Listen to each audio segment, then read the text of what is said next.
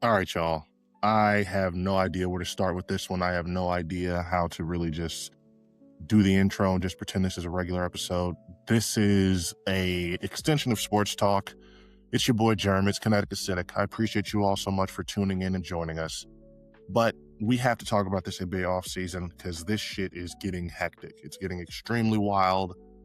The entire pendulum of what you think the NBA is has swung at least 2 or 3 times in the past 2 or 3 days.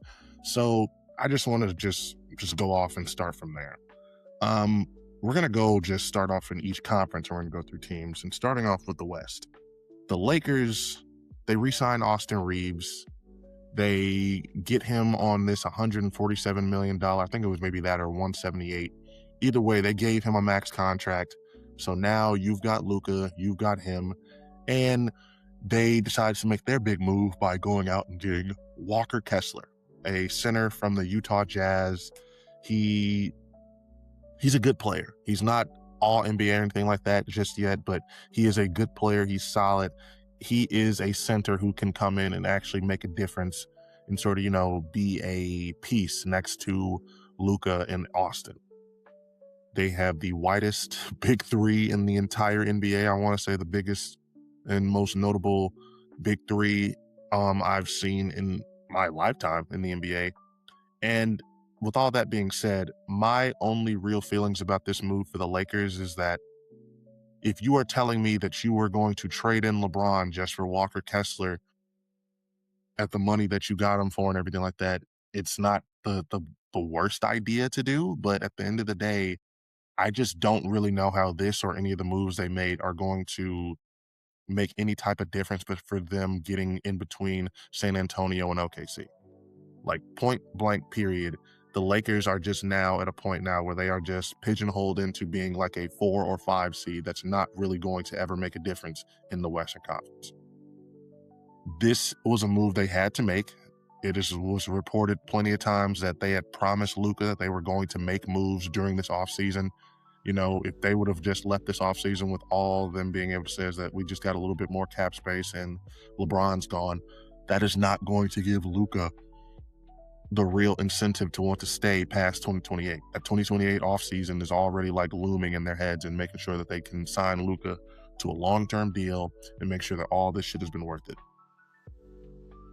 Now, like I said, I don't know if this is going to make any type of difference. I don't know if this is going to really help because at the end of the day, you're not getting past OKC and you're not getting past San Antonio unless both of those teams have real major injuries. I still don't know if I would put you over Minnesota with LaMelo over there now. So you did all this just to pretty much end up where you went into the playoffs at, which is the fourth or fifth best team in the West. That is not really something that they should be if I was a Lakers fan, that I would be happy with, that I would be excited about. I understand you like LeBron just being there and he's so old. It was time for him to move on and potentially do something different. But I'm still having that same anxiety because this is not, if I'm Luka, I'm looking at this and I'm seeing they just really aren't going to be able to make a difference. And if they're not going to be able to make a difference, if you know that you need to win a title in order to establish and secure your legacy, you're not looking forward to these next couple of years. These next couple of years are not looking like they're going to be promising in order for him to really achieve that team success that he needs to in order to really put his legacy and everything over the top. Now, in terms of the West, there really hasn't been too many other moves that are notable to me that are really going to make too much of a difference. You've got Tobias Harris, who's going over to the Spurs, which I think is that's a quality move. Tobias Harris, again, he's not somebody that you want to be necessarily maybe your top 2 or is in that role, but as a 3 or below, he's good. He's fine. I think San Antonio being able to sign him that's going to be a quality person to have on their bench or in their rotation. So I like that move. That is still, you take that move and then you combine that with OKC getting another 7-footer in the draft who they're drafting specifically to help them with Wemby. I still have those two teams just sort of neck and neck. I'm interested to see how things are going to turn out. Excuse me. I don't know what it is. But moving on to the East, because the West, in all honesty, there hasn't really been too many moves that are going to shock me, that are going to really make me have too much of a opinion on the order. Like I said, it's the top two and it's the top two. There's not really much you're going to be doing outside of that. I don't really see Minnesota or LA having made enough moves to really make a difference or dent. Denver, I was going to talk about LeBron a little later, but just to touch on him, since the Denver is a notable team that he's said to be talking to right now, Jokic and LeBron isn't going to do anything for me. That's just not going to really change anything. Same thing with Golden State. Golden State and Denver are fun ideas for LeBron if he wants to go there. He's not coming out of the West. If you're going there, you're literally going there just because you want the novelty of being next to Joker and having the pictures of that taken.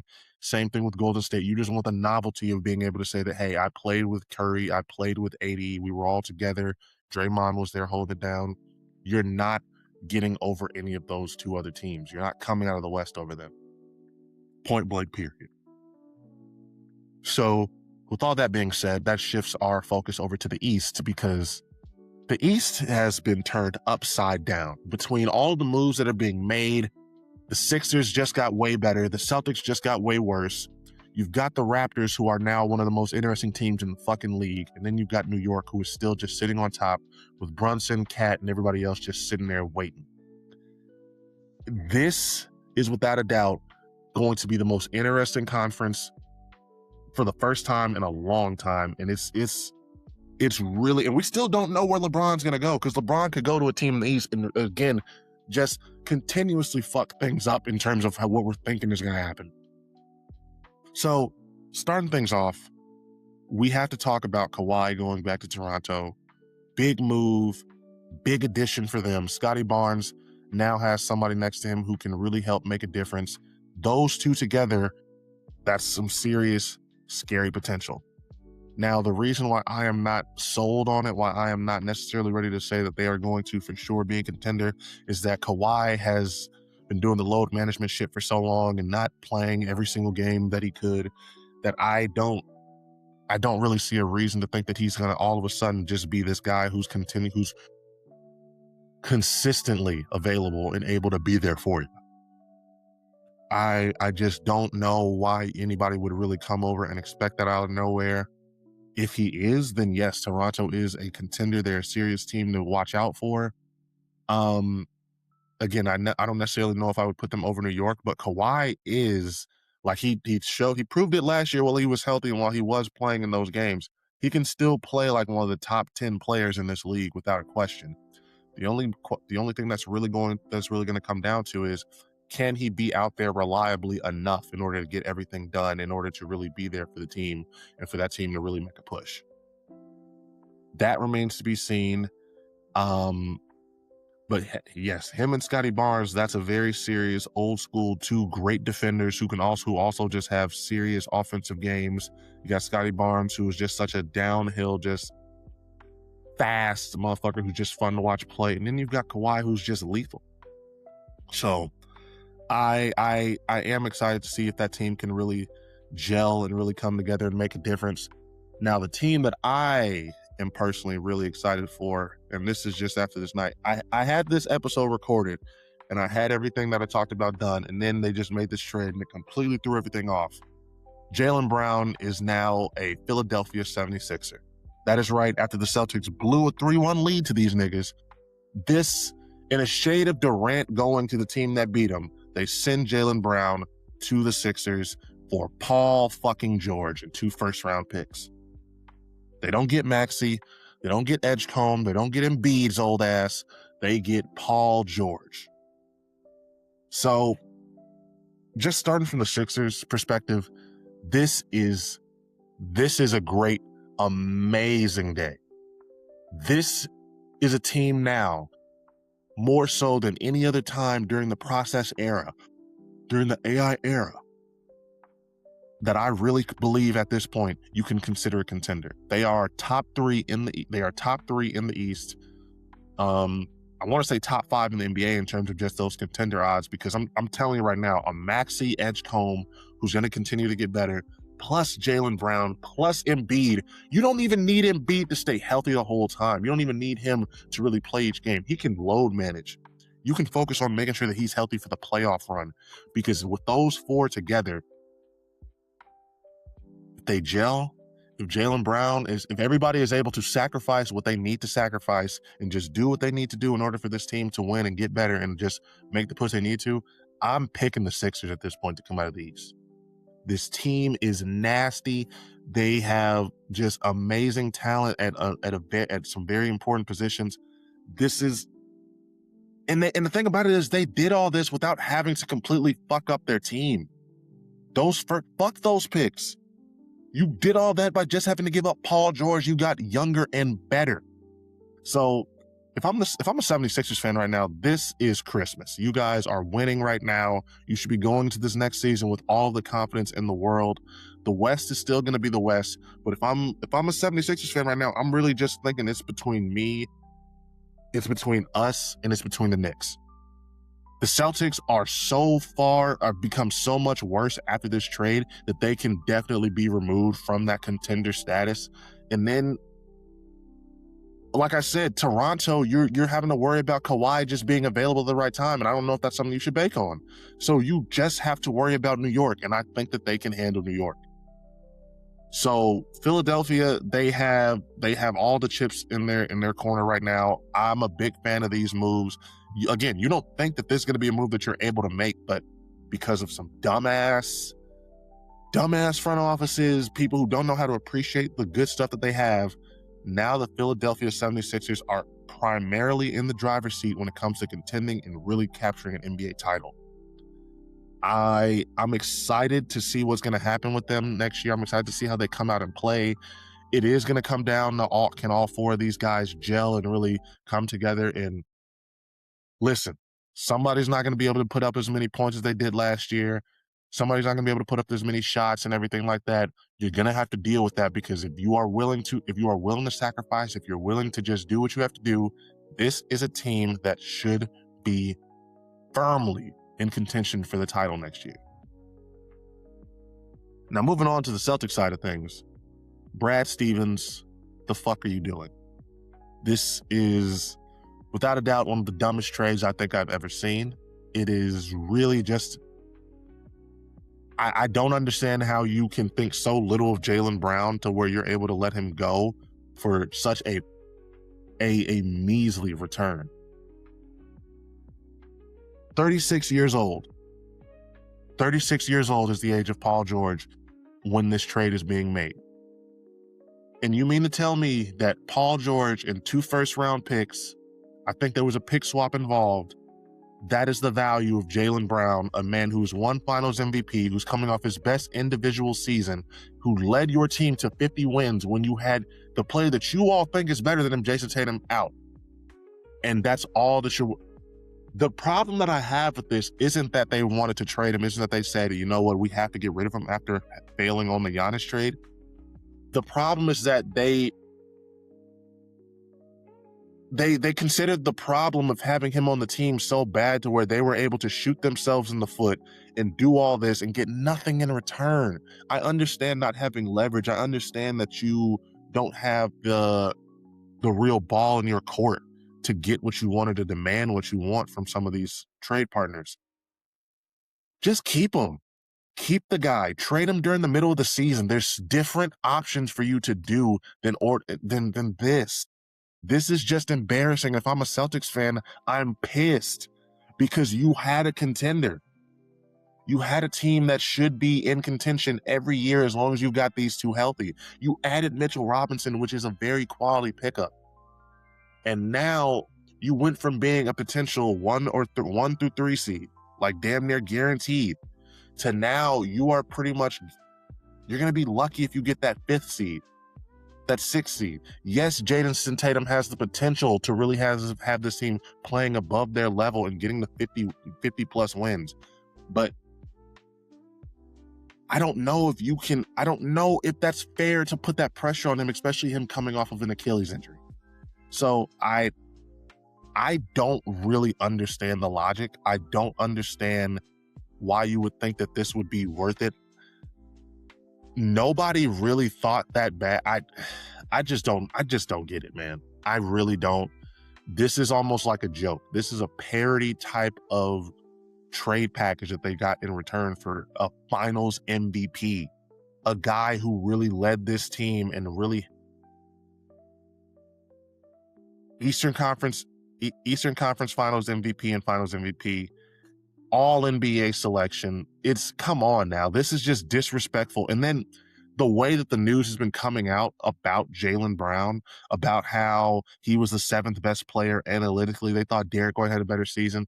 This is the type of shit that really makes people dislike the Boston organization, and really why I think that free agents should really steer clear of dealing with it.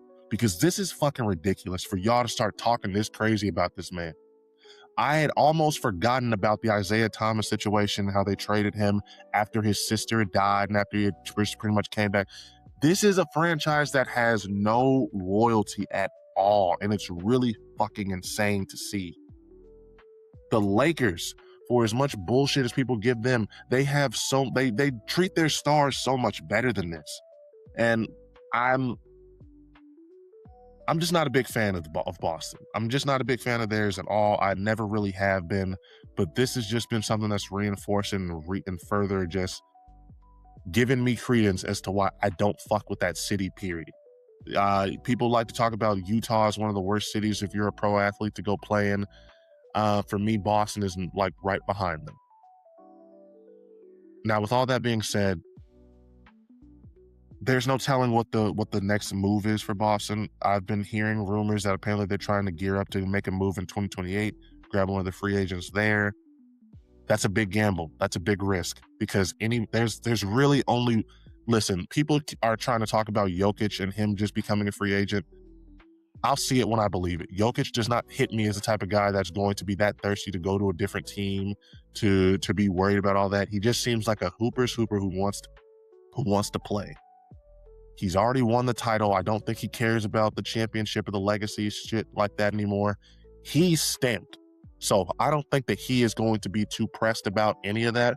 So if you're banking on that guy being just so fed up with Denver that he wants to leave, good luck with that shit. And to be honest with you, if you go into 2029 season without Jokic, without making any real big move after you've completely butchered this whole trade, if I'm Boston, you have to fire Brad Stevens. You have to really blow everything up. You have to start over because you have failed at that.